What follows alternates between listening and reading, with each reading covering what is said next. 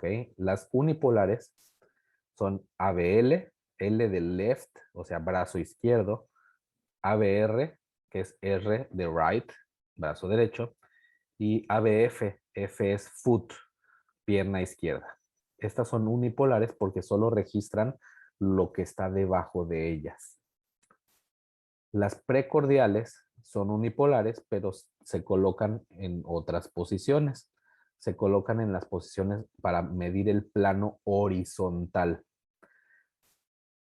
Las precordiales se caracterizan desde B1 hasta B6. Antes se acostumbraba a usar B7, B8, B9 y luego las precordiales derechas. B2R, B3R, B4R, así, hasta B9R. R era right, pero no tiene ningún caso porque B5 va a tener lo mismo que B5R, pero al revés, invertido. Entonces no tiene caso sacar derivadas en círculo completo. Y las derivadas bipolares son las que utilizan dos polos, valga la redundancia, para hacer mediciones. Entonces la diferencia del potencial de acción entre dos derivadas unipolares. Por ejemplo, ¿cuál? D1 son la resta entre el brazo izquierdo y brazo derecho. D2 entre el pie izquierdo y brazo derecho. Y D3 entre el pie izquierdo y brazo izquierdo.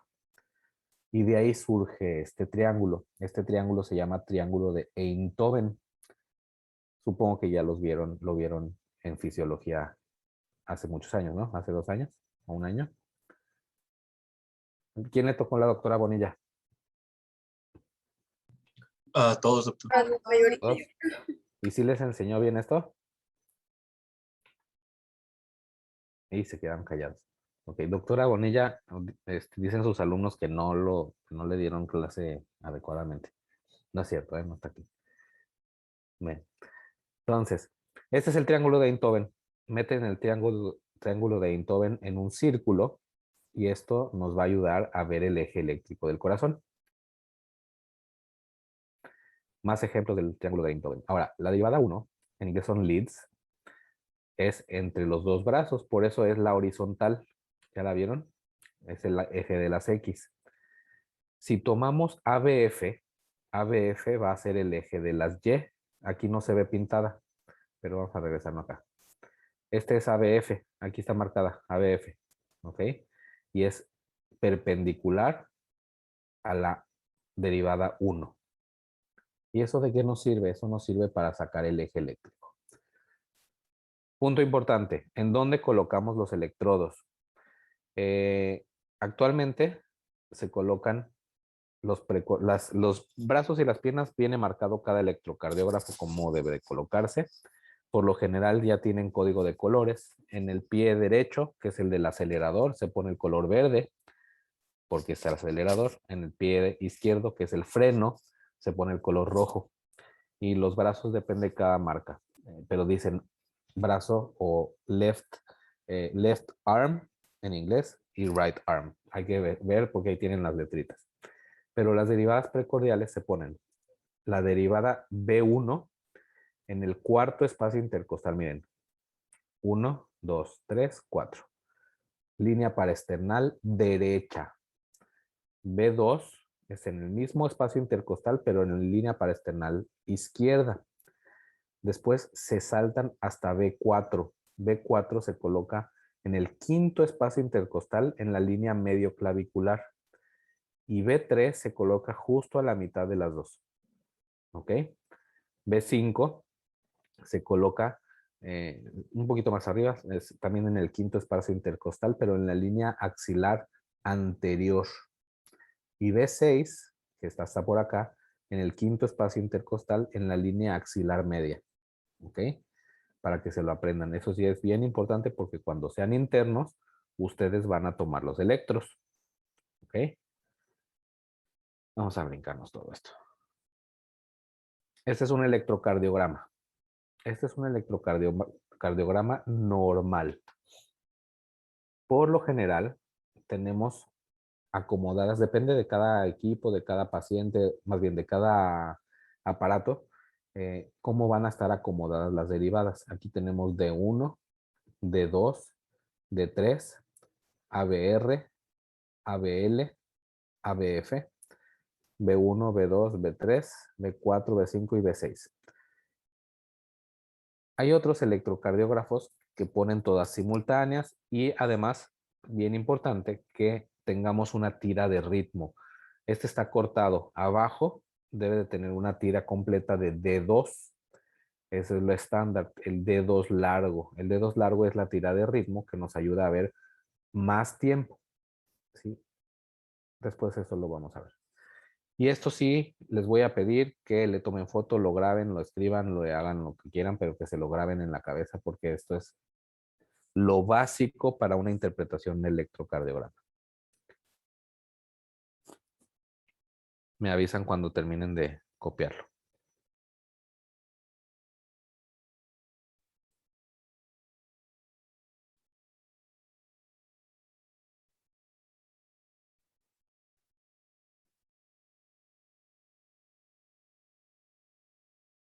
¿Listo? Sí, doctor. Ok, entonces vamos a ver cada uno de estos. Como dijo Luca, también la electrocardiografía es cuestión de disciplina. Y esa disciplina que tiene Luca en el karate también le va a ayudar mucho a interpretar electros. Y en su práctica médica. Si llevan una buena disciplina, la medicina no es difícil. Entonces, siempre tengan el mismo orden para que nunca se les olvide hacer algo. Todos los protocolos hay que seguirlos al pie de la letra y tienen una intención. Los protocolos son para que no haya errores y que le puedan dar a su paciente la mejor atención posible. Y la atención empieza por el diagnóstico. Entonces, primero, calibración y velocidad. Esta es la calibración. La calibración estándar es esta. Si alcanzan a ver mi mouse, ¿verdad? Entonces, en este cuadrito, que ya me lo brinqué, no sé por qué, aquí. Vamos a ver 10 cuadritos pequeños hacia arriba y está marcado un cuadro grande. ¿Qué quiere decir esto? El cuadro grande negro es un milivoltio, simboliza un milivoltio. Y cada cuadrito es un milímetro. ¿Ok? Entonces en esta la calibración es 1 milivoltio por centímetro o por 10 milímetros. ¿Ok? En este caso, en el del medio, se reduce. ¿Qué quiere decir? Que 1 milivoltio está en 5 cuadritos chiquitos o 5 milímetros. Y en este, al contrario, se amplificó que 20 cuadritos chiquitos son 1 milivoltio. ¿Para qué sirve esto? Este es el estándar, pero si por alguna razón en un paciente muy obeso, por ejemplo, resulta que el voltaje se ve muy pequeñito, lo puedo amplificar. Por eso tengo que saber qué tan amplificado está con esta, ¿sí? Pero al contrario, si en un paciente con un tórax muy delgado veo voltajes muy amplios y se sobrelapan las derivadas, lo puedo reducir, como en este caso, para poder ver bien las cosas. Entonces, el primer paso es el ritmo. ¿Ok? El ritmo en la interpretación hay dos tipos de ritmo. Hay ritmo sinusal y ritmo no sinusal. No hay otro. ¿Cómo sabemos si es ritmo sinusal? Y esto se lo tienen que aprender de memoria porque se los voy a preguntar 86,000 veces. El ritmo sinusal es cuando hay una onda P antes de cada complejo QRS. Y el eje de la onda P está entre 0 y 90 grados. ¿Qué quiere decir? Que el eje de la P va de derecha a izquierda, de arriba a abajo, perdón, de arriba a abajo y de atrás para adelante. Y eso se va a entender porque les voy a poner la pluma. Aquí está el nodo sinusal y aquí está el ápex del corazón. El impulso va de acá hacia abajo. En el cuadrante inferior izquierdo es el que está en 0 y 90. ¿De acuerdo? ¿Sí me expliqué? ¿Sí o Sí, no? doctor. Ok, entonces, si es ritmo sinusal, el nodo sinusal es el que despolariza inicialmente y al final se despolarizan los ventrículos. En un paciente muy delgado, el ritmo, digo, el eje eléctrico se va a cambiar y en un paciente muy obeso también. Eso ahorita lo vamos a ver con el eje, mejor no me adelanto. Pero quiero que chequen muy bien. La P también se le mide el eje. Que quede súper claro, no nada más vamos a medir eje de QRS, sino también de la onda P. Frecuencia. En la frecuencia, para interpretar la frecuencia en un electrocardiograma. Tenemos que ver primero a qué velocidad está tomado el electro. El electrocardiograma estándar se toma a 25 milímetros por segundo. Se puede tomar a 50, a 100, a 200, etcétera. Pero 25 milímetros por segundo es lo estándar. Si su aparato está bien calibrado, esto es lo que va a hacer. Y entonces, 1 milímetro, o sea, un cuadrito chiquito, son 0.04 segundos o 40 milisegundos. 5 milímetros son 200 milisegundos o 0.2 segundos. Y así. Si quieren contar cuadritos, bienvenidos. Si no quieren contar cuadritos, vamos a usar este método.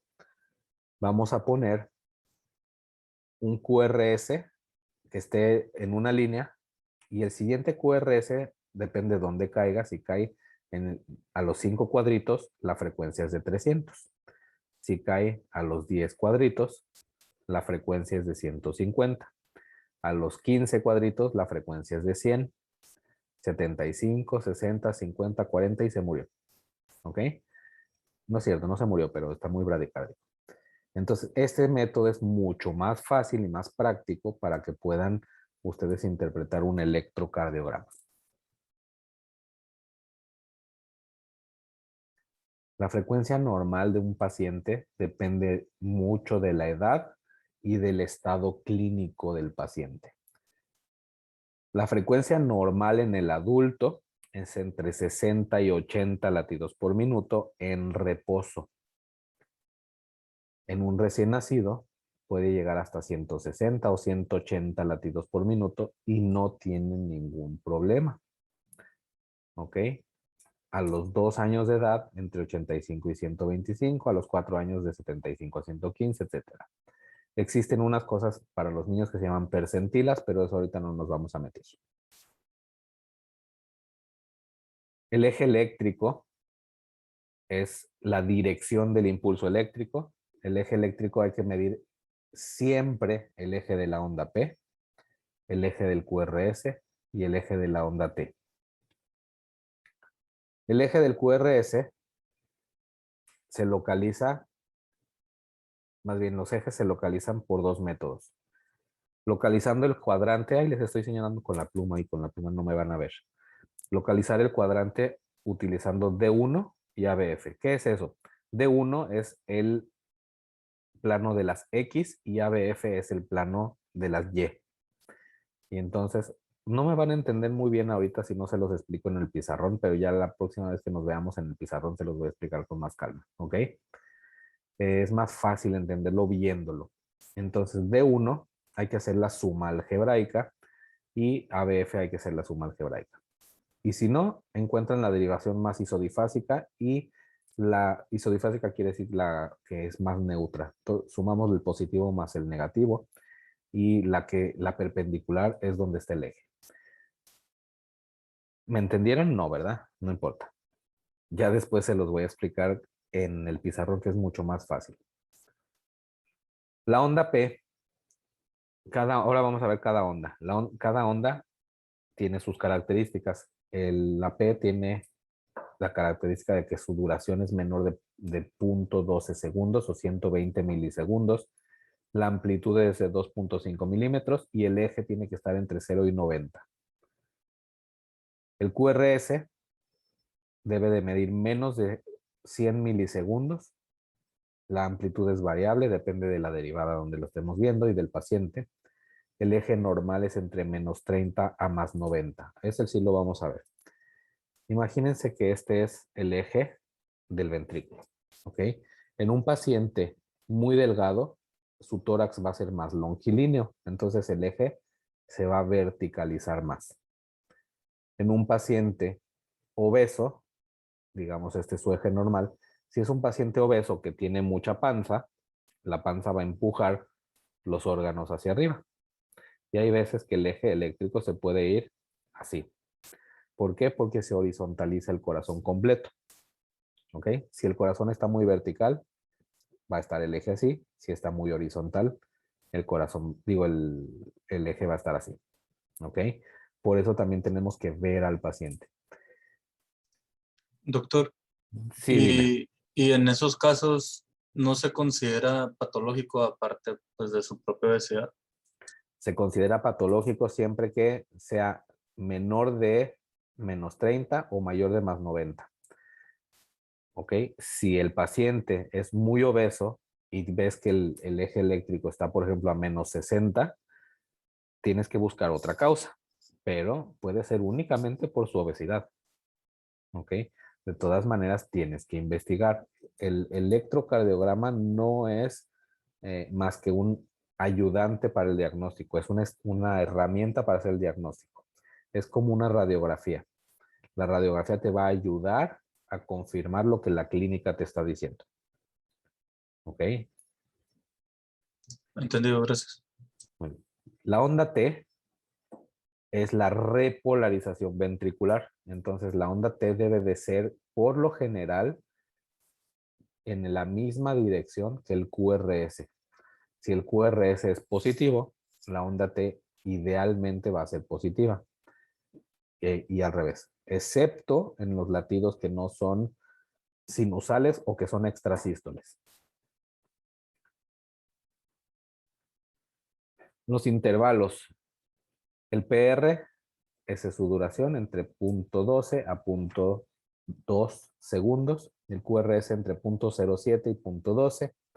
El QT es el intervalo que hay que medir muy claramente. Lo normal es entre 0.38 y 0.44 en las mujeres. No es cierto, en los hombres, y 0.45 en las mujeres. Siempre y cuando el paciente vaya a 60 latidos por minuto. Si no va a 60, hay que sacar el QT corregido. Apúntenlo porque creo que no tengo diapositiva. La fórmula del QT corregido es QT medido sobre la raíz cuadrada del intervalo RR. Cuando vayan a sus clínicas, pídanle por favor a sus médicos que les enseñen cómo sacar el QT corregido. ¿Ok? Para que lo vean físicamente. De todas maneras, cuando nosotros nos veamos ya en persona, se los voy a poder describir mucho mejor.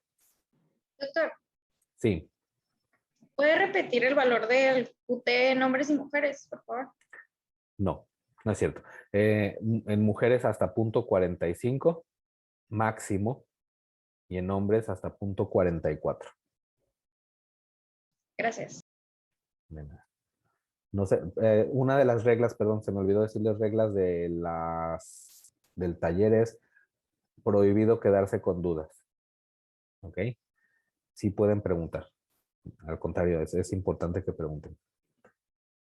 Entonces, el intervalo. El intervalo ST debe de ser isoeléctrico, ¿sí? Y puede haber alteraciones en los niños o en los atletas también. ¿Ok? El ST es muy importante que vean cómo es, porque más en los pacientes normales, porque es una de las cosas que más se altera cuando hay un paciente con patología coronaria, o sea, con infarto o con angina de pecho o con cualquiera de esas. ¿Ok? Ay, el corazón del recién nacido no lo vamos a ver.